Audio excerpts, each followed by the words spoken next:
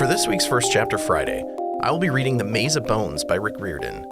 This book is part of the 39 Clues series, which was written by a super group of writers, a true who's who in the author world.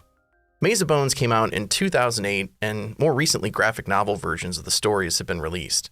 Anyway, without further delay, here is The Maze of Bones by Rick Riorden. Chapter 1. 5 minutes before she died, Grace Cahill changed her will. Her lawyer brought out the alternate version, which had been her most guarded secret for 7 years. Whether or not she would actually be crazy enough to use it, William McIntyre had never been certain. "Madam," he asked, "are you sure?" Grace gazed out the window, across the sunlit meadows of her estate. Her cat Saladin snuggled beside her, as he had throughout her illness, but his presence was not enough to comfort her today. She was about to set in motion events that might cause the end of civilization. "Yes, William." Her every breath was painful. "I'm sure." William broke the seal on the brown leather folder. He was a tall, craggy man. His nose was pointed like a sundial, so it always cast a shadow over one side of his face. He had been Grace's advisor, her closest confidant for half her life. They shared many secrets over the years, but none as perilous as this.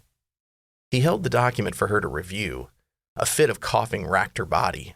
Saladin meowed with concern. Once the coughing passed, William helped her take the pen. She scrawled her weak signature across the paper. "They're so young," William lamented. "If only their parents—" "But their parents didn't," Grace said bitterly. "And now the children must be old enough. They are our only chance." "If they don't succeed?"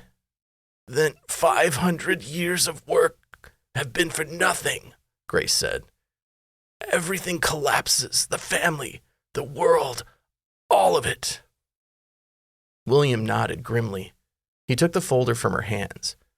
Grace sat back, stroking Saladin's silver fur. The scene outside the window made her sad. It was too gorgeous a day to die. She wanted to have one last picnic with the children. She wanted to be young and strong and travel the world again. But her eyesight was failing. Her lungs labored. She clutched her jade necklace, a good luck talisman she'd found in China years ago. It had seen her through many close calls with death, many lucky misses. But the talisman couldn't help her anymore. She'd worked hard to prepare for this day. Still, there was so much she'd left undone, so much she had never told the children. "It will have to be enough," she whispered.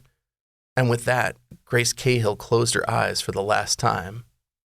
When he was sure Grace had passed away, William McIntyre went to the window and closed the curtains.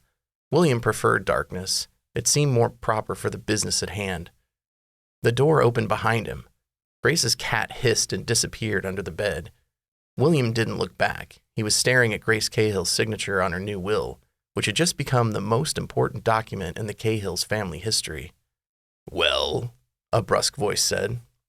William turned. A man stood in the doorway, his face obscured by shadows, his suit as black as oil. "It's time," William said. "Make sure they suspect nothing." William couldn't tell for sure, but he thought the man in black smiled. "Don't worry," the man promised. "They'll never have a clue."